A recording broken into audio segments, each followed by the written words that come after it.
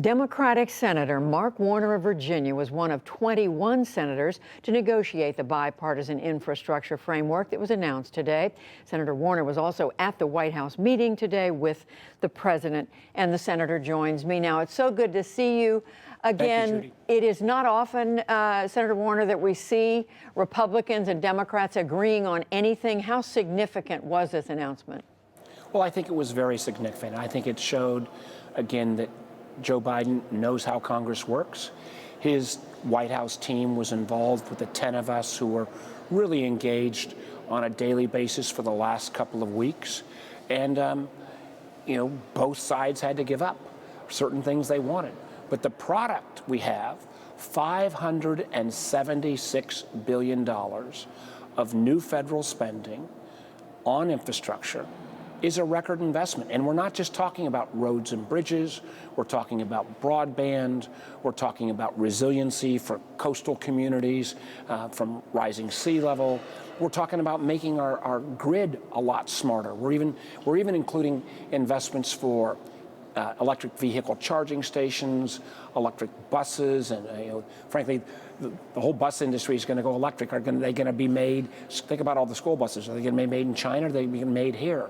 We've taken a major down payment on all of these items, and I would just point out very quickly that this is a big deal, but I would point out just 2 weeks ago, the Senate in a bipartisan fashion put together a $250 billion bill to deal with China and take on issues like semiconductors. And I will remind your viewers that, I came on your show back in November and December when, this same, for the most part, bipartisan group came up with the last COVID package. So I agree there's a lot of places we're pretty dysfunctional, but at least on this item, I think we've made some great progress. And Senator, we are now seeing, and as we just spoke with Jen Psaki, the White House press secretary, who underlined this for us, the president is insisting that he's only going to go along with this bipartisan plan if he also gets a big package of spending through the so-called reconciliation method. That means 50 Democratic senators are going to have to sign on to that. We're already hearing from the Republican leader in the Senate, Mitch McConnell, who's saying the president has reneged on what he originally said. What do you say to Republicans who are looking at this? Well, as somebody who sat in the White House today with the president made absolutely clear that he supported this package and wanted it done.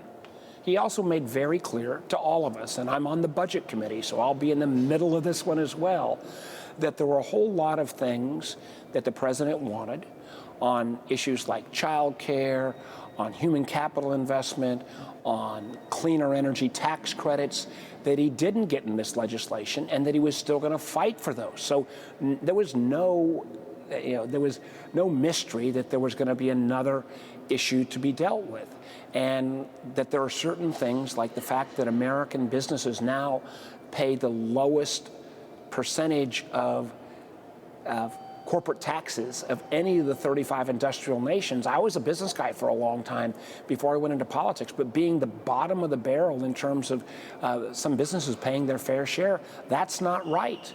So, I'm ready to roll up my sleeves and say, where can we make our tax code fairer?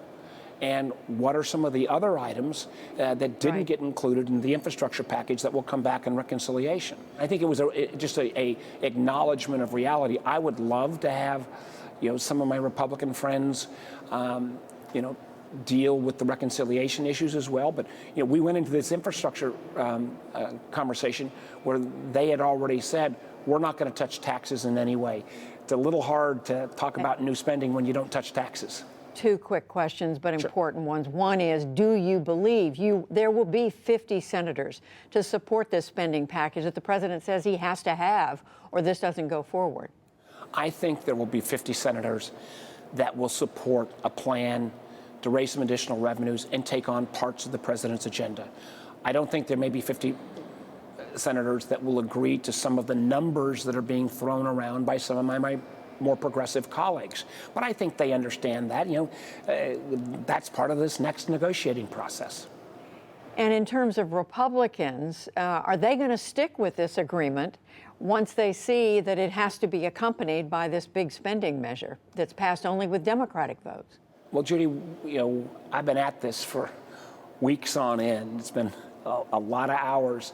There's never been any doubt that we were going to come back to reconciliation. Matter of fact, one of the arguments that the Republicans made was, gosh, guys, let's do this in a more reasonable fashion. Let's do this with the kind of policy agenda that they can agree to. Because if they don't, as one Republican senator said, my negotiating position was a little bit tough if I say no and you guys are going to just go off and do it on your own in a much more extreme way. So there was no lack of understanding that there was going to be a second step. Whether Leader McConnell will try to, torpedo this effort, I hope not, because I think, going forward, I think we're going to have many more than 11 Republican senators we've got signed up. I think we'll get 20 or 25.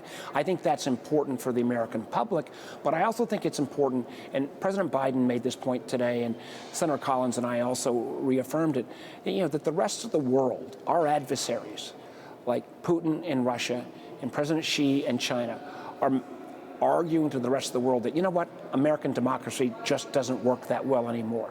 I would argue this, putting points on the board in a broad bipartisan way on infrastructure, important for the economy, important for jobs, but also important in terms of echoing President Biden's message that America's leadership is back and that we can be counted on. Senator Mark Warner of Virginia, thank you so much for joining us. Thank you, Judy.